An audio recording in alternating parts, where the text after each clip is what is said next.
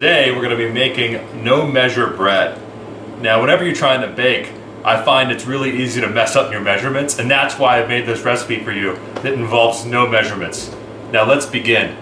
Here's the ingredients we need to make no measure bread. We're going to have the water, the yeast, the container of salt, container of olive oil, our large bowl, and a bag of flour, and oh wait, we don't need this. So first, we're going to be mixing our rapid rise yeast with our water. Just going to open up the water bottle, dump it right in this bowl. There you go. And here's our rapid rise yeast.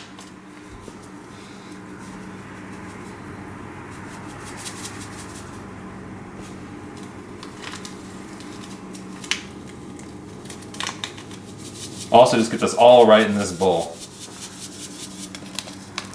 Yeah.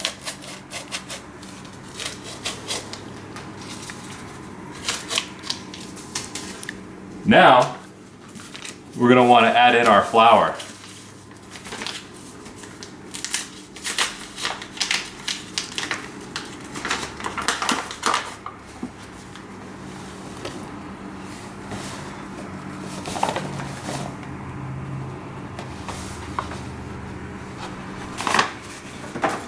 Next, our olive oil.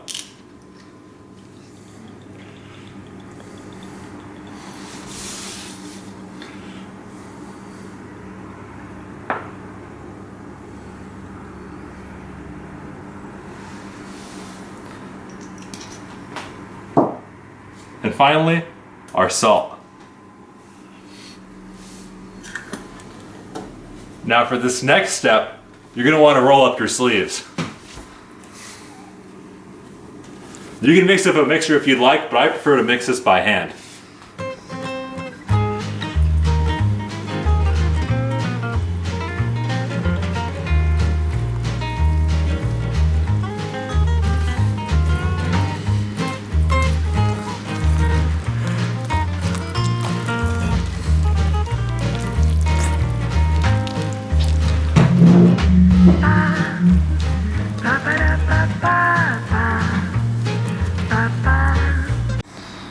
All right, so we're getting towards the end of mixing our dough right now.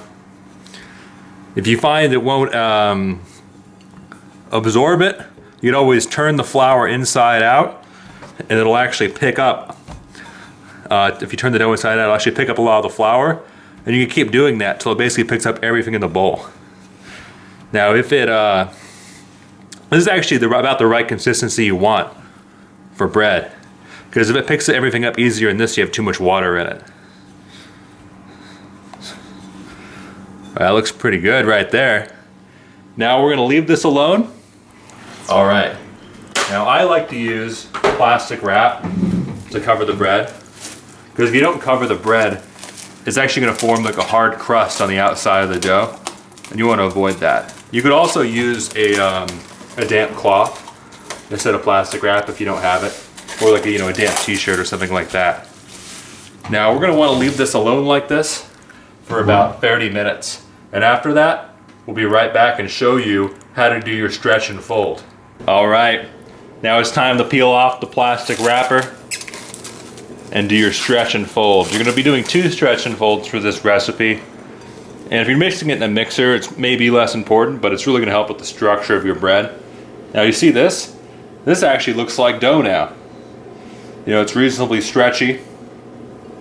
So you just want to get it a little thin. Once it starts breaking apart like this, you probably don't want to stretch that section more. And by the time that the second fold you do, this is actually going to be a smooth ball. The dough will be, I mean. So just stretch it. And then already, you see, getting it in this ball, this looks a lot more like bread dough. So you're going to put this down. And actually, the next time you're ready to stretch and fold, once you put this back, this is actually going to rise enough where it's going to reach the top of this container and end up touching the plastic.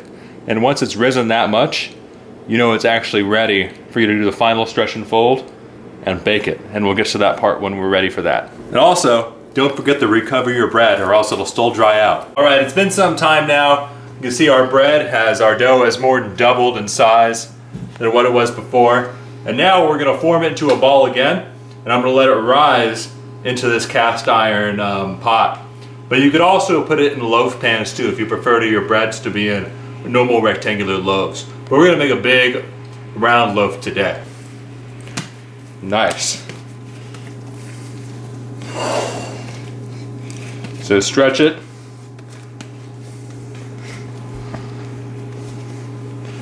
It's gonna be pretty stretchy now at this point.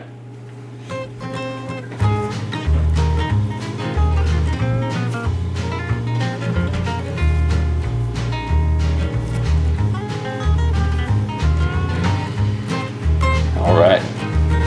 Now once you got something like this, you know, just stretch it, you know, and fold it. Stretch it, fold it, okay?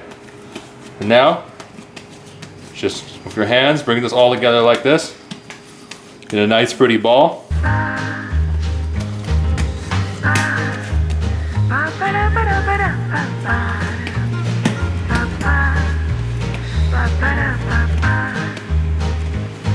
Nice. Just set it in here. You're gonna let this rise like this for about 20 minutes. And then we're gonna come back again and we're gonna put it in the oven. All right. Now you want to set your oven at 400 degrees for this bread. We're going to cook it for the first 20 minutes or 25 minutes covered. So the lid's going to be on the pot, or if you're doing it inside a loaf pan, you're going to put tin foil on top of the loaf pan. And then you're going to uncover it and cook it another 20 to 25 minutes. So now we're going to be putting it in the oven for another 20, 25 minutes to let this brown some more. But you already see it's really pretty.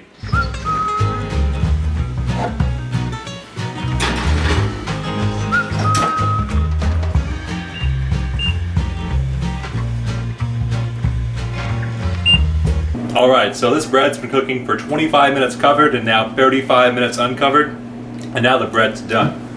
So let's take it out of the oven. It has a nice golden brown color, and the slit we put down here makes it very attractive. So now you're gonna wanna let the bread sit and cool for at least 20 minutes before you serve it.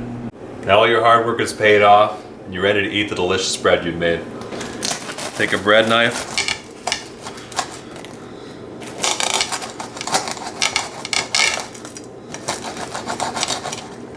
And slice it up for people to enjoy. And it's a nice and fluffy bread. All right, down the hatch.